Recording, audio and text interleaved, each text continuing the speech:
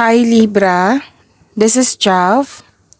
Welcome po sa ating channel. By the way, this is your weekly Gabay Tarot reading from July 21 to 27, 2025. Gamitin ang reading na ito bilang gabay lamang.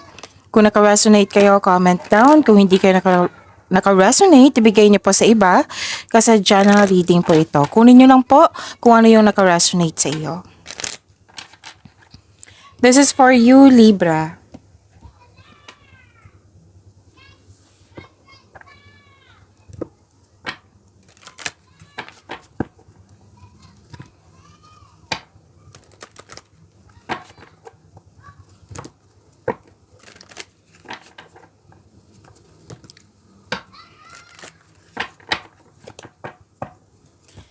Para po ito sa iyo, Libra, ngayong July 21 to 27, 2025.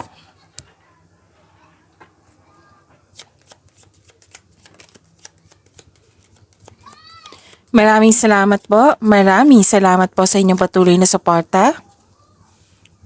At maraming salamat din po sa mga hindi nag-skip ng ads. Maraming salamat din po sa mga nag-donate. Sa mga hindi pa nag-subscribe, subscribe na po kayo at click bell notification para malaman nyo na may bago tayong video. Para sa mga gustong magpa-reading, comment po kayo ng personal reading. Again, comment kayo ng personal reading and check my reply sa comment section.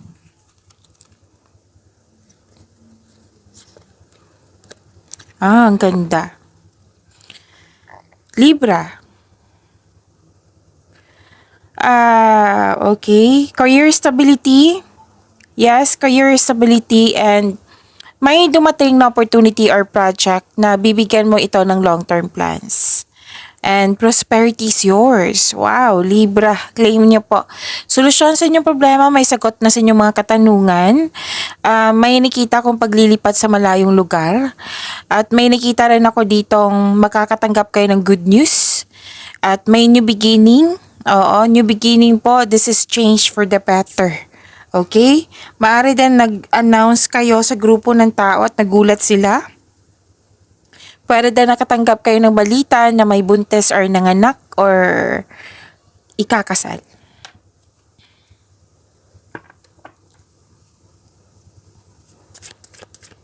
So, claim nyo. Ang ganda. Libra.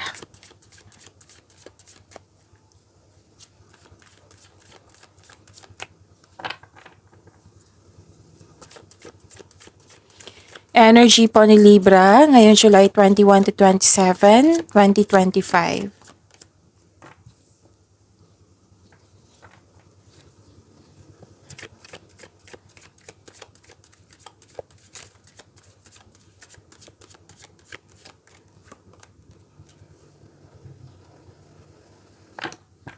Kung may napansin kayo na repeating message, may to say pinupush ng cards niyo yan. Like for example, nanood kayo sa isang video reading at dito sa weekly Gabay Tarot reading nyo at may napansin kayo na repeating message. Yan po yung pinupush ng cards nyo na kailangan nyo bigyan ng atensyon, solusyon at aksyon kung maaari po. So ano yung energy ni Libra?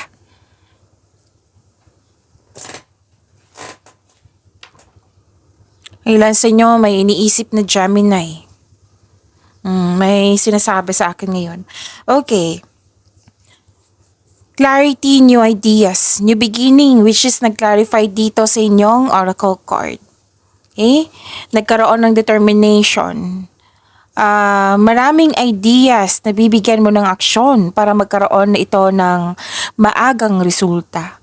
May magaganap na importanteng pag-uusap or confrontation sa isang tao. Ang advice ng card niyo po, trust your intuition. Oo, kasi ito ang maggagabay sa iyo patungo sa susunod na hakbang ng pagkilos. At ang ilan sa inyo, napansin nyo na nagkaroon ng improvement sa inyong communication skills. Oo, napansin mo at napansin din nila. Okay? At may sabi dito sa love life na lalo na sa mga single, huwag kayong mag-alinlangan na mag-invest sa bagong relasyon. O, kasi may nakita ko ditong dumating or parating na yung maliligaw. And nagkaroon ng bagong insights and clarity kung paano pa i-improve yung connection and sa kaperahan or sa project. Yan yung nakikita ko. Sign din ito ha sa mga this is a go signal. Sign din ito sa mga gustong magsimula ng negosyo or mag-level up sa trabaho.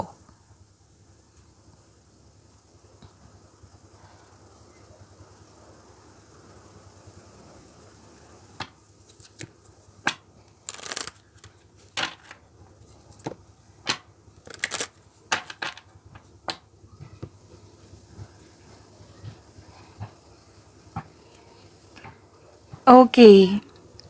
Dalawang card mismo nagsabi dito na may talaga, may new love. This card tells you na the divine is offering you a new love. Yes, may parating na bagong pag-ibig which can arrive in many forms such as self-love, new relationship, yung sinabi ko kanina na parating sa inyo na maliligaw or dumating na. Pwede din na bagong pasok sa relasyon, right? Or a new connection sa isang tao na magbibigay sa'yo ng love.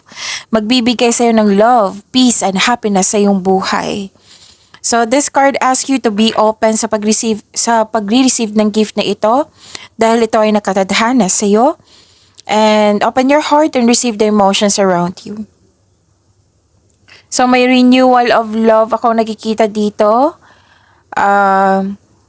Mahal na mahal niyo ang isa't isa.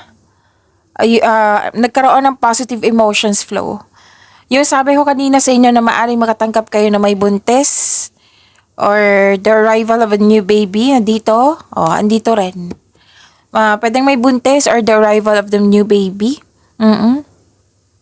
So may nakikita rin ako dito kasi offer to eh. Offer and decision yung nakikita ko.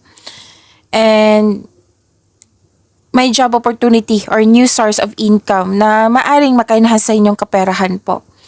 At sabi ng card, huwag nyo daw palampasin itong pagkakataon na ito. Okay? Pwede na nag-enjoy ka sa mga ginagawa mo dyan, lalo na sa trabaho. Masaya ka kasama yung mga kasamahan mo at nag-enjoy ka sa mga ginagawa mo ngayon. So, ikaw ay nagpo-focus sa self-love, you're taking time for yourself, at nagkaroon ng personal development. Okay? So, this is new feelings, may new friendship, nagkaroon ng time for yourself. This is good, ha? Libra, self-love, nagkaroon ng pleasure, nakatanggap ka ng unconditional love. Yes. Okay? So, victory and love. Ang victory is mahigit pa yan sa success. Victory. So, claim nyo po. Ang ganda ng cards nyo po. At may nakita ko ditong repeating number. Oo. So, kunin na natin. 1111. Angel number. Angel number 11 signifies spiritual awakening, intuition, and enlightenment. Okay? At this is a spiritual awakening and enlightenment. Malakas ang inyong intuition. Okay? It signifies that your intuition is strong and that you should pay attention to your inner voice and the subtle of messages the universe is sending you. Alignment with your soul's purpose, new beginnings and opportunities. Twin flame connection din. Okay? Twin flame connection. May nakita kong twin flame connection dito. Ano pa? It suggests a connection to your higher self and encourages you to trust your intuition. Okay, so yun.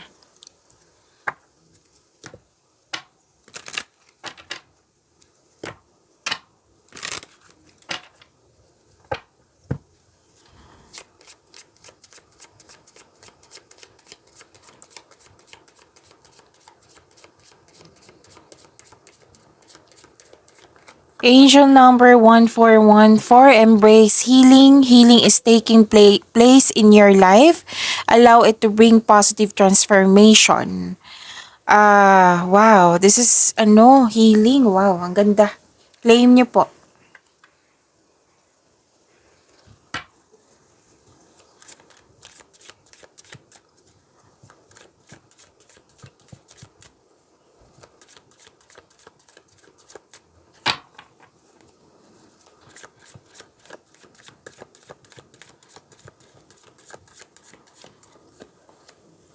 Andito pa si Angel of Power. This is about your career and money. Libra for this week. Kunin ko na to ha kasi may gusto niyang lumabas. Oo. So may mensahe. Saglit lang po. I-move ko lang po. Saglit lang po.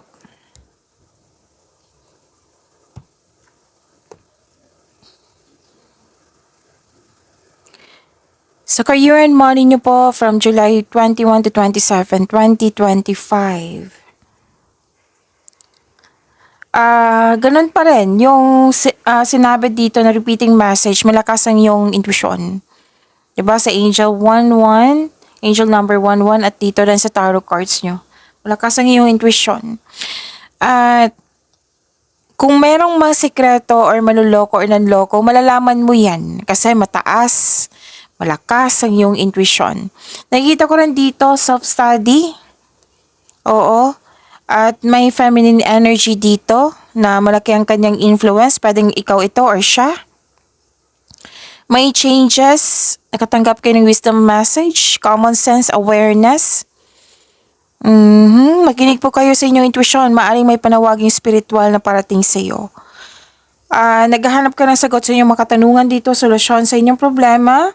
Nasa iyo na po yung sagot dito. Nasa iyo na po yung solusyon. Sabi ng card, trust your own counsel first. Ito yung sinabi dito kanina. Diba? Sinabi ko kanina na may solusyon, may sagot na sa inyong mga katanungan. Okay? Nag-clarify po siya dito sa tarot cards niyo. So, pay attention. So, follow your intuition in making financial or business decision. Know that the answers are already within you. Huwag kang umasa sa opinyon ng iba. Trust yourself first. Pwede din naman na umasa sa opinyon ng iba, pero unahin niyo po yung sarili niyo. Magtiwala po kayo sa inyong sarili at makinig sa inyong intuition.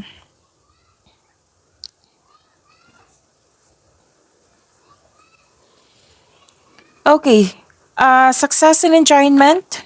Yes.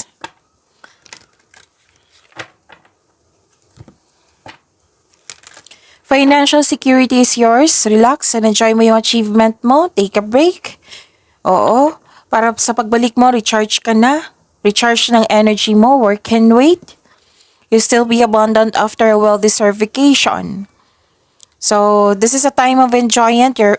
Enjoyment. Again, a time of enjoyment and you're feeling safe. Naging wise ka sa yung pag-handle ng iyong finances. At hindi ka rin madamot at masaya ka makatulong sa kapwa mo. So, naging generous kayo. May plano kayong magbakasyon at ang sabi ng card niyo po dito, deserve niyo ito kasi naging masipag kayo sa daily routine niyo. Oo. At may nakita rin akong promotion po dito, Libra.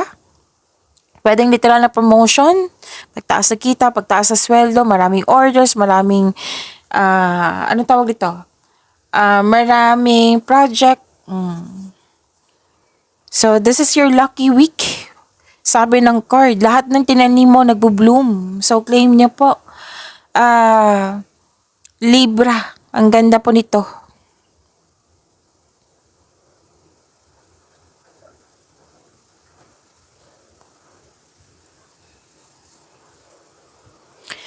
Okay, you're embarking on a healing journey which is nag-clarify din siya dito. Embrace healing. So, healing is taking place in your life. Allow it to bring positive transformation. So, this is embarking on a healing journey moving forward. Magkakaroon ng pagkakaisa, balanse. Ang ilan sa inyo may plano mag-resign para subukan yung ibang career opportunities. Oo. May parating na pera, oh. Nakikita ko dito. Magkakaroon ng financial stability. Okay? Ganun pa rin eh. Yung sabi dito, naghahanap ka ng solusyon sa inyong problema. So, sabi ng card kanina, diba? Nasa iyo na yung sagot sa inyong mga katanungan. Nasa iyo na yung solusyon sa inyong problema. May travel ako nakikita dito. Pwedeng bakasyon or business travel.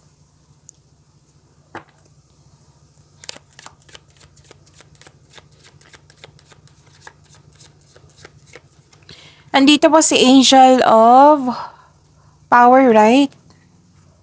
Okay. So, let us say to attract more blessings. Oo. Let us say the power affirmation. Let's say, I value my intuition and trust the messages I receive. I value my intuition and trust the messages I receive.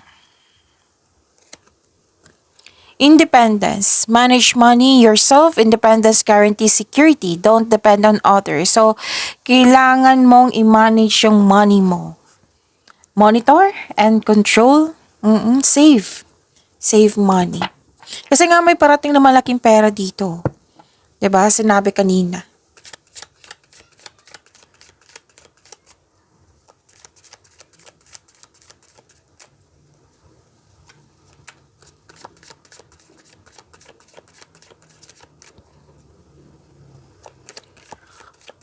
Love life, self-love, partnership, and romance ni Libra.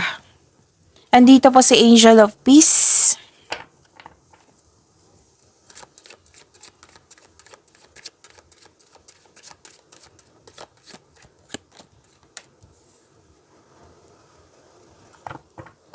Move ko lang po, saglit lang po.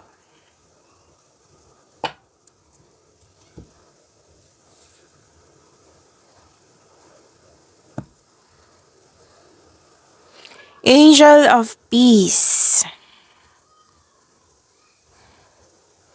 Okay, this is about your love life, self-love, and partnership.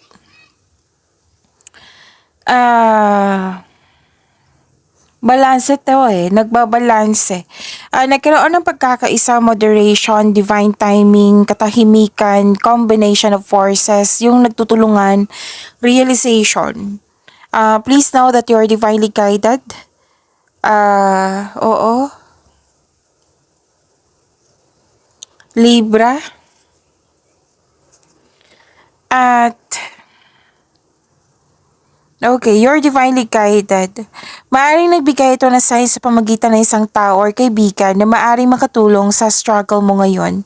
Kaya have patience as the universe goes to work to bring your desires into reality. So, seek balance and create a calm atmosphere. If you're single, huwag pilitin na magbuo ng relasyon na hindi nakatadhana sa'yo. Huwag mag-alala, the universe is working behind the scenes. Para ibigay sa'yo. Oo, to bring romance into your life. So, trust sa divine timing, may tao talagang nakatadhana sa'yo, Libra. Sa mga marelasyon sa buhay mag-asawa, may emotional intense na mangyayari. Ang taas ng trust level nyo sa isa't isa, this may lead to the next level sa inyong relasyon.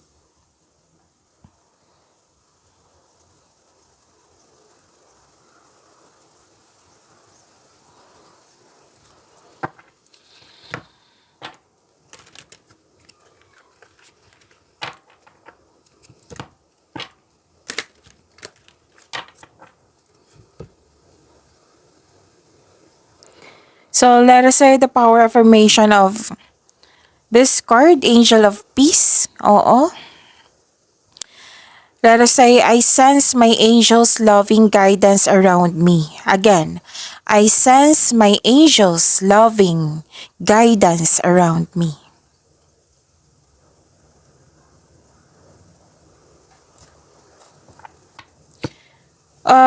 Okay. You're walking away. Kanina pa tong walking away na ito. You're walking away, you're moving on, moving forward. Okay? Some of you to sabi ko naman sa inyo na this is channel reading, kunin nyo lang po yung naka-resonate kayo kasi medyo sensitive po ito. You're walking away from a relationship that no longer serves you. Posibleng nagkaroon ng unhealthy connection sa isang tao. Kaya nagdesisyon ka na mag-move forward. Pwedeng literally, nag-move forward ka na andyan pa rin pero nag-move on ka na. Okay? Pwedeng literal na yung umalis or pwedeng separation. Okay?